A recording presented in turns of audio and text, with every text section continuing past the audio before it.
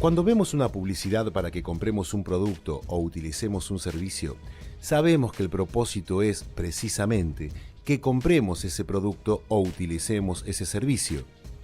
Sin embargo, cuando escuchamos una noticia, pensamos que lo que vemos es cierto y no nos imaginamos que pueda ser un medio para convencernos de algo. Esto se logra mediante operaciones psicológicas, resultante del estudio de la psicología de masas, en el que se ha invertido tiempo, dinero y esfuerzo en los países centrales para su desarrollo. Aunque parezca novedoso, las operaciones psicológicas tienen una larga historia, pero hoy nos vamos a remitir a las formas modernas de campaña, donde podemos encontrar sus bases en la tarea de tres hombres clave: Ivy Lee, Walter Lippmann y Edward Bernays. La propaganda es la forma en la que la élite se comunica con el público, dice Jon Stewart en Cyborg, un documental que cuenta con la participación de intelectuales como Noam Chomsky, Howard Zinn y Michel Parenti, que documenta la historia de la propaganda en Estados Unidos y su aplicación tanto política, militar y de consumo. Cuando la Standard Oil de John Rockefeller sufre una crisis de lo que hoy denominaríamos su imagen pública por una serie de represiones que realizaba una Guardia Nacional mantenida y dirigida por este megamillonario, y luego de reprimir una protesta obrera con un saldo de 19 muertos, la compañía determina que hay que cambiar la imagen pública que estaba aumentando la resistencia popular. Para ello, Ivy Lee fue contratado para que con su nueva propuesta lo consiguiera.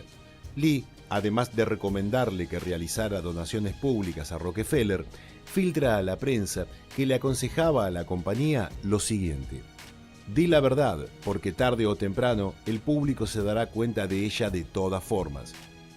Y si al público no le gusta lo que estás haciendo, cambia tus políticas y alíñalas con lo que el público quiere. Por supuesto, la estrategia era convertir este rumor en algo creíble, y la forma en que se difundía la noticia creaba una falsa sensación de las intenciones de la Standard Oil. El éxito fue la recompensa. Tal vez no de la manera completa que se hubiera querido, pero marcó un mojón del que de ahí en más sería un avance de las operaciones de este tipo. En el plano militar, Lee consiguió que la población percibiera la necesidad de entrar en guerra durante la Primera Guerra Mundial. La campaña antialemana le permitió al gobierno de Woodrow Wilson conseguir su objetivo de que Estados Unidos participe en la guerra para conseguir beneficios económicos y geopolíticos. El segundo de los creadores de la propaganda moderna a los que nos referiremos es el intelectual Walter Lippmann, famoso por ser el inventor del término Guerra Fría y por expresar que los estadounidenses eran una manada que debía ser dirigida por una clase especializada cuyos intereses iban más allá de la localidad. Esa clase especializada son los tecnócratas, que deberían hacerse cargo de las administraciones más allá de las elecciones y los políticos de turno. Su trabajo fue tan exitoso que hoy en día esos especialistas son los burócratas que dirigen la economía, la educación, la salud o lo que se nos ocurra desde organismos internacionales y en puestos claves en las administraciones locales, logrando que nos parezca natural que así sea. Ese es su gran éxito. Estos notables expertos son educados en universidades que las empresas de multimillonarios han construido o sustentado. El modelo del neoliberalismo actual es un claro ejemplo de cómo se crea una tecnocracia universitaria que con criterios poco científicos creen en una serie de teorías económicas que la práctica ha demostrado que son equivocadas. Lippmann sostiene que el papel del periodismo en esta conformación es clave y lo considera como un trabajo de inteligencia que impone las políticas públicas a seguir por las masas. La realidad hoy cruelmente nos muestra lo acertado de sus planteos.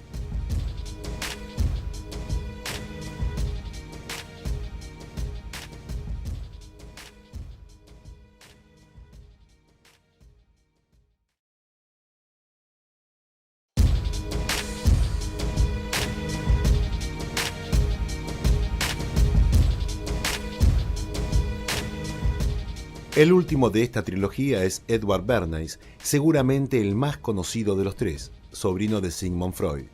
La revista Time lo contó entre las 100 personas más influyentes del siglo XX. Bernays, un estudioso de la mente, es quien estableció la relación entre el deseo inconsciente y la publicidad. Si entendemos el mecanismo y los motivos de la mente grupal, entonces ¿no es posible controlar y regimentar a las masas según nuestra propia voluntad sin que ellos lo sepan? La reciente práctica de la propaganda ha probado que es posible, decía Bernays con absoluta razón. Seguramente su primer éxito fue lo que le abrió las puertas. En una sociedad donde estaba mal visto que las mujeres fumen, era una traba para el crecimiento de la venta de cigarrillos. Philip Morris le encargó una campaña para aumentar sus ventas y los resultados fueron tan asombrosos que aún nos sorprenden. Para sus fines, consideró la necesidad de cambiar la imagen negativa del cigarrillo por una sofisticada y liberadora. Contrató a un grupo de esbeltas modelos y les indicó que sacaran juntas sus cigarrillos a su orden y fumaran ante el público. La prensa estaba convocada y esperaba el espectáculo que Bernays denominó hábilmente Antorchas de Libertad. Bernays sabía que había surgido un movimiento feminista que luchaba por la igualdad de las mujeres y se dio cuenta de lo importante que resultaba utilizarlo para sus fines. Y logró que las mujeres asociaran feminismo, liberación y fumar, introduciendo al consumo del tabaco a millones de mujeres que luego lo pagarían con su salud. Bernays creó el sueño americano. La industria de posguerra necesitaba ávidamente mercado de consumidores, y estos estaban saturados porque ya los estadounidenses estaban en posesión de todo lo que necesitaban materialmente para vivir. La solución fue despertar el deseo de consumo como una forma de satisfacción personal, asemejando el estatus social con símbolos, marcas y objetos. El vaciamiento espiritual que trae aparejado el materialismo era funcional a sus intereses, porque hacía que la compra de objetos sea incesante, pues la satisfacción que proporcionaban era de poco tiempo y requería una nueva compra. Esas fueron las bases de la sociedad moderna que Occidente expande por el mundo y que hoy vemos que simboliza su felicidad en salir de compras, no sabiendo que al poco tiempo deberá repetir sus acciones porque se crea un mecanismo adictivo que necesita siempre ir por más.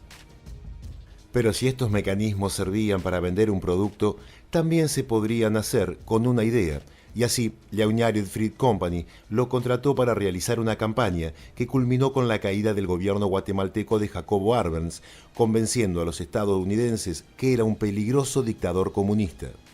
La manipulación consciente e inteligente de hábitos organizados y de la opinión de las masas es un elemento importante de una sociedad democrática. Aquellos que manipulan estos mecanismos desapercibidos de la sociedad constituyen el gobierno invisible, que es el verdadero poder de nuestro país. Somos gobernados, nuestras mentes son moldeadas, nuestros gustos son formados, nuestras ideas son sugeridas mayormente por hombres que nunca hemos visto, escribió Bernays en 1929. La democracia es la superstición de nuestros tiempos, decía Jorge Luis Borges. El mundo moderno aprendió cómo manejar la opinión pública.